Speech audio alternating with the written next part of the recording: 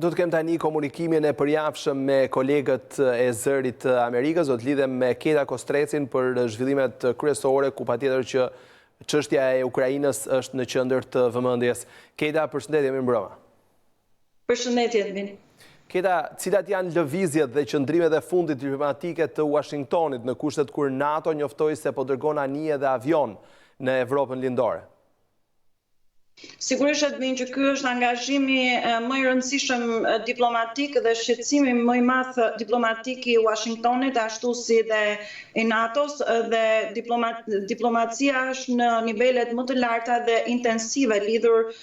me krizën që ka të bëjë me Ukrainën. Përveç deklaratave që ka bërë zoti Blinken dje gjatë gjithë ditës, sot ai do të komunikonte me partnerët e tij evropian, të Bashkimit Evropian, ku mori pjesë virtualisht në takimin e tyre, si dhe presidenti Biden do të flasë gjithashtu me drejtuesit e Bashkimit Evropian.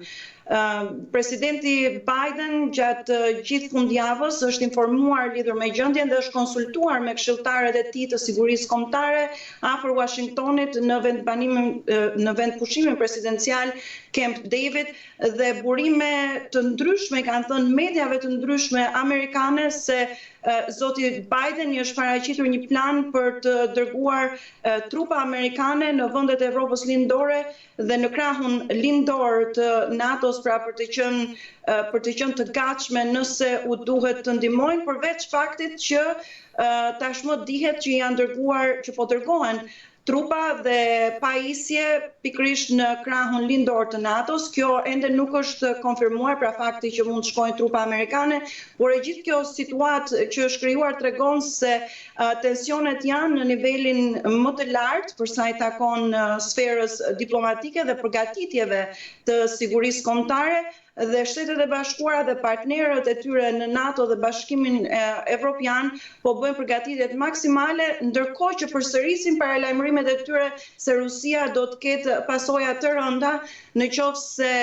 ndërmerr hapa për të ndërhyrë në Ukrainë, siç tha vetë zoti Blinken dhe siç tha edhe sekretari i përgjithshëm i NATO-s Jens Stoltenberg. Kështu që ajo e panjohura e gjithë kësaj situate është se nuk dihet se cila është mënyra e menduarit të zotit Putin, megjithëse Rusia ka kundërshtuar që ka ndërmend të bëjë ndërhyrje në Ukrainë. Pra, një situatë mjaft e tensionuar dhe gjithë Washingtoni është i angazhuar pikërisht me këtë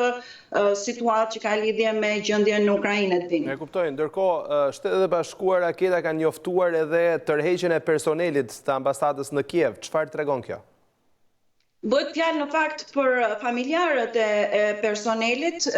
të ambasadës dhe mbi baza vullnetare të atyre punonjësve që nuk janë esencial që të largohen, si dhe paralajmërime të ndryshme që jo vetëm Shtetet e Bashkuara, por tashmë edhe Britania kanë bërë për udhëtimet në Ukrainë, dhe kjo tregon që situata është vërtet shqetësuese. Njoftimet të tilla bëhen kur niveli i sigurisë është i rrezikshëm për punonjësit e ambasadës ose familjarët e tyre, dhe pikërisht ky ishte argumenti që ka dhënë Washingtoni në vendimin e vet, por në fakt edhe Ukraina ka reaguar ndaj kësaj, ka thënë se është një reagim i tepruar, sigurisht me shqetësimeve që kjo mund sinjalizojë një situatë shumë të brisht dhe të vështirë sigurie, ndërkohë që vendet evropiane nuk i kanë tërhequr personelin e tyre ose familjarët. Por sigurisht të gjitha këto shenja të marra së bashku, të gjitha këto sinjalet, të gjitha deklaratat dhe komunikimet diplomatike tregojnë se situata është e paqartë dhe tensionuar në krahun lindor të NATO-s, pra, dhe mes Rusisë dhe Ukrainës. Faleminderit, Keta. Faleminderit.